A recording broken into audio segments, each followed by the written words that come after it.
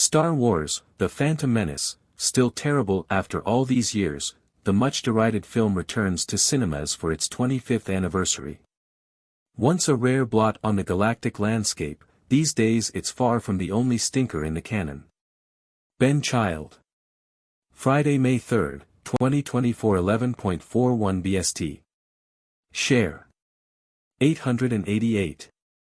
Can it really be that there are Star Wars fans who see George Lucas's Episode 1, The Phantom Menace, once considered the emblem of everything that went wrong with the long-running space saga, as a bona fide classic ripe for rehabilitation 25 years on? As the much-derided 1999 film returns to cinemas this weekend, there are rumblings in the ether that millennials, and perhaps those even younger, are completely unaware of just how much of a disaster it was. Then again, perhaps those of us who remember its debut in cinemas should be prepared to listen to voices from a new generation. Was it really so bad after all? Part of the problem is that where it was once a rare blot on the galactic landscape, a Star Wars movie that failed to live up to the glories of the original trilogy, these days it's far, far away from being the only rubbish film in the canon. In fact, it could be argued that when considering movies such as the execrable The Rise of Skywalker, the middling Solo, A Star Wars Story and the two painful prequel follow-ups, The Phantom Menace is closer to the mean average for the saga than it is to the bottom of the Dagobah swamp. Where once we were shocked that something so tonally misguided, blithely racist and prosaically bloodless could be tagged with the famous title, we now have the Star Wars Holiday Special to remind us that it can get worse.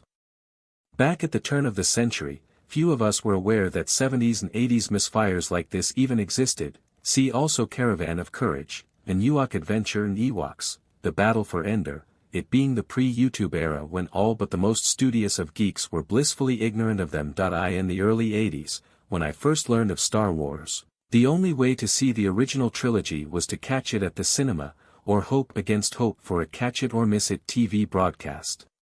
Yes, we had VHS or Betamax, but everything looked terrible when recorded off the box, and it wasn't possible to watch the home video editions of the full trilogy until 1986.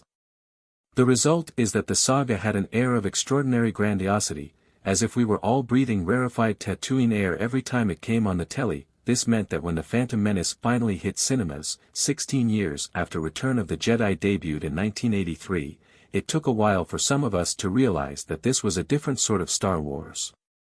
Yes, the original trilogy had always been relatively child-friendly, with its fun, knockabout space larks, teddy bear aliens and only vague, retrospective references to potential incest.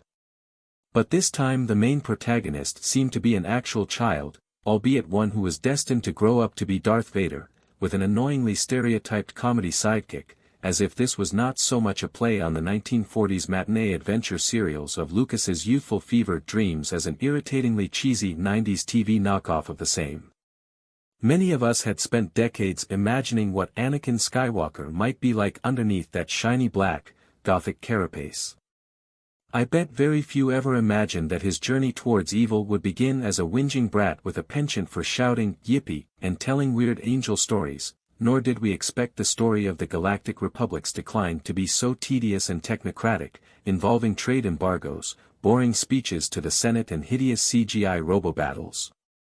Even Yoda lost all his sparkle when engaged in portentous Jedi Council navel-gazing, while Ewan McGregor's Obi-Wan Kenobi had the worst rat tail since the breakup of New Kids on the Block. There are few obvious racialized clichés in the original trilogy, yet the horribly cod Caribbean Jar Jar Binks, offensively anti-Semitic Watto the Slave Master and those ghastly Pan-Asian peeps from the Trade Federation are all unforgivably twisted caricatures.